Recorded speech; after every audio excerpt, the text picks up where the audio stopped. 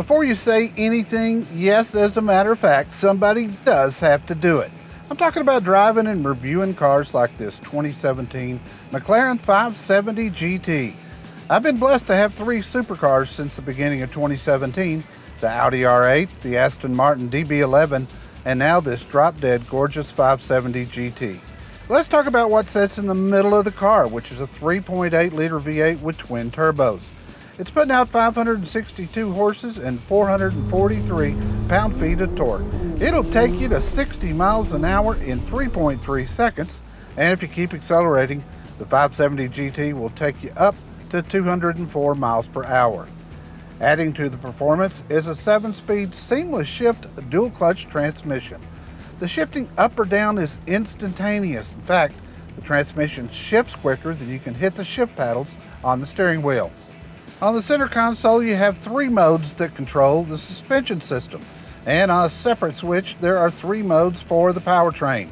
You can mix and match both controls and choose normal, sport, or track, and you can essentially have three different cars when you push the active button.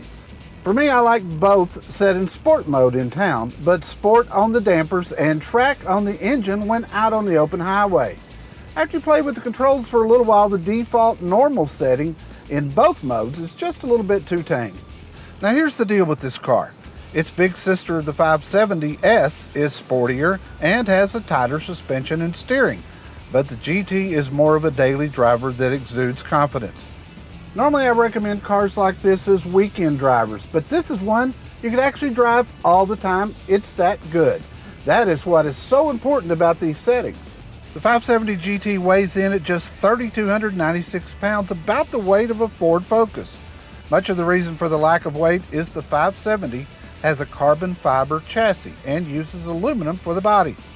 All the outer panels channel air through the car for aerodynamics and for downward force on the rear end. Outwardly, this is just a beautiful car with 19-inch front wheels and 20-inch rear wheels. There's 5.3 cubic feet of storage in the front and another 7.8 cubic feet behind the front seats. That entire area is covered in rich leather and looks amazing. You can access this area from the right side of the back glass, which makes putting things back there really easy. A little trivia for you, if you're in England where the car is handmade, the glass opens from the left side in case you're on the side of the road. Overall, you have 13.1 cubic feet of storage, making the McLaren a car that you can actually travel in. The 570 GT absolutely stops traffic when you open the dihedral doors that open straight up and operate very easily. They are also soft close, which means you barely latch them and they'll close themselves. The doors are incredibly lightweight and easy to open and close. Moving to the inside of the car, it hits you immediately that not only is the car fast, it's also luxurious. The sumptuous leather seats hug you snugly for those tight corners. When you look up, you'll see a fixed panoramic glass roof. In the center console, next to where you change the driving dynamics, you'll find the engine start button, launch control, the door locks, buttons to open the front hatch and rear glass, and three buttons to shift from drive to neutral to reverse. When you hit the button to turn the car off, it puts the car in park. To the left of the power tilt steering wheel is an electronic parking brake if needed. Oh, and I can't forget the wonderful start-stop system. On the plus side, it hasn't kicked on a single time. Also mounted to the left side of the steering wheel is a lever to raise and lower the car, which is really handy for steep driveways and speed bumps. The car lowers itself back down at 38 miles per hour. The gauge cluster is simple, colorful, and changes as you go into the different drive modes. It's easy to read and understand. In the middle of the dash, you'll find the Iris 7-inch touchscreen that operates the Bowles & Wilkins audio, the navigation system, Bluetooth, Apple integration, and rear view camera. The system is easy to operate, but if there's one thing that could be improved in this car, it operates slowly. A tweeter sitting on top of the dash is the cherry on the cake. One surprise was the fuel economy when this car is driven gingerly, although that's not easy to do. It's rated at 16 miles per gallon in town, 23 on the highway, and 19 combined. As you would expect, this car comes very nicely equipped with everything you could ask for.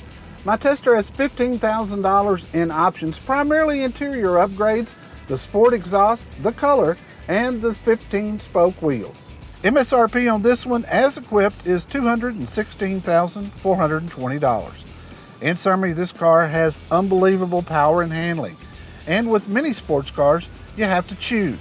It is great no matter the road surface, and it would be an amazing car on a track. The exhaust sound is incredible, and it is an amazing combination of everything you could want. It's a cruiser that goes over 200 miles per hour. One thing I'll tell you, be sure your hair is fixed if you drive this car. Everybody wants a picture. Thanks for riding along with us today for another Car Pro test drive this week in the 2017 McLaren 570 GT Supercar.